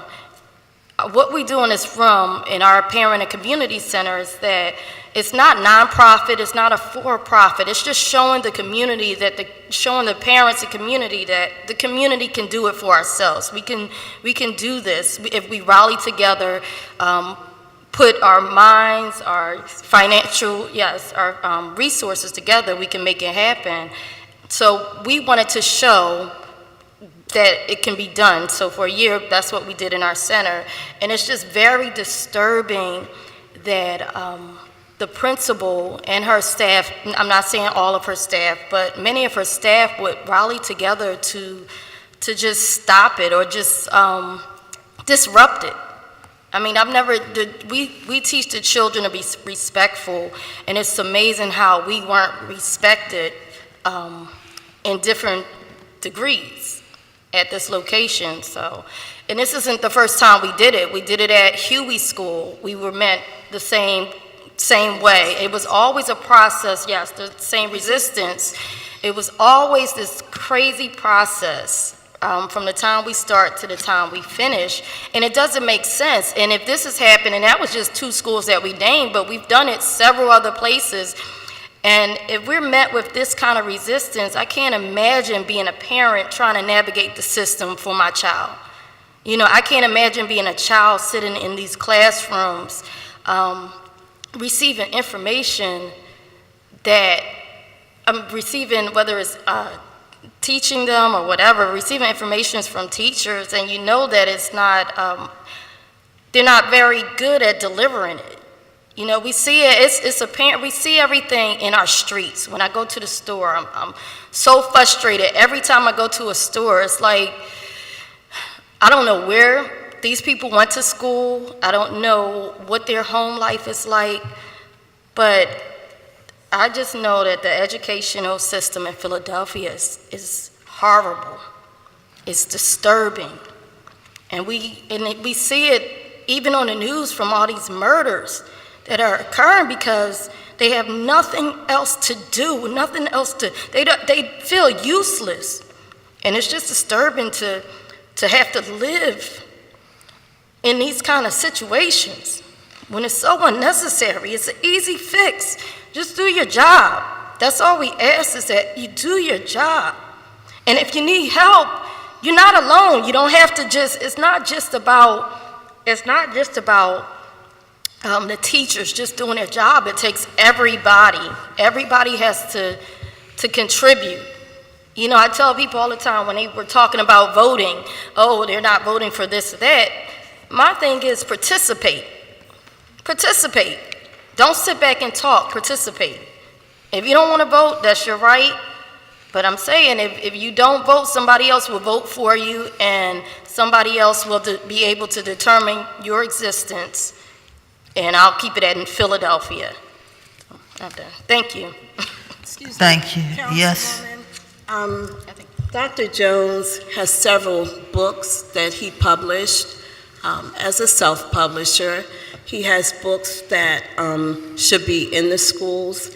I'm not sure who we should talk to about it, but I think that even with Boomy, I saw it on TV when Boomy was speaking about her book, and talking about getting it into the school.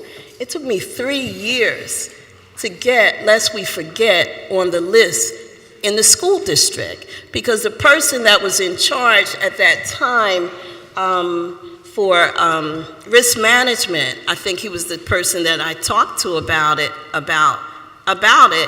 and he said to me, we have too many museums. There's too many people who have put themselves in a position to stop our materials coming into the school district, materials that will help our children and our families. And I'd like for whoever needs to look into it, because people have done some incredible resource materials that can only help. And I watch people that don't look like us constantly getting contracts. And I'm just saying, it's our time, it's our turn. And we should have the same open doors that everybody else has, especially when our children are suffering the most. Thank you. Thank you. Thank you. I want to thank each of you for your testimony. I want to thank you for all you're doing. As you know, I've seen you at Penrose and all of the food and the beautiful environment that you provide for children, and is unbelievable. I've seen you. Thank you for all you've done at Sarah. I've seen you set up at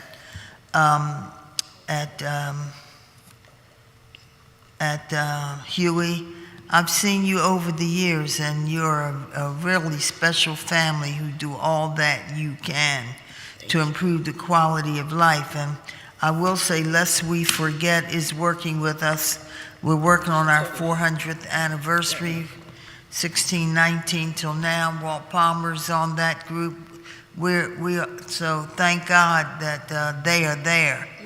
And we really are hopeful that we can create the museum we need when we do Africa Town in Southwest, we hope. Because there are wonderful people like you and Pastor Darian and many others who realize that if we want our children saved, we have to try to save them. And, you know, there's so many of us and so many of our people. We run the school district. I'm chair of education and finance chair. We run city council. There's so many of us. There are more than 52%, as the booklet says, of our children in school. So we should be on one accord. It shouldn't be this hard. It shouldn't be this hard to feel that we have a positive agenda for our children, but it is. So we thank you, and we note that we have to continue to struggle. We thank you for coming. We thank all who are here. If there is no other individual who would like to testify, we will recess this hearing subject to the call of the chair. God bless you all, and thank you. God bless you. Thank you. Thanks.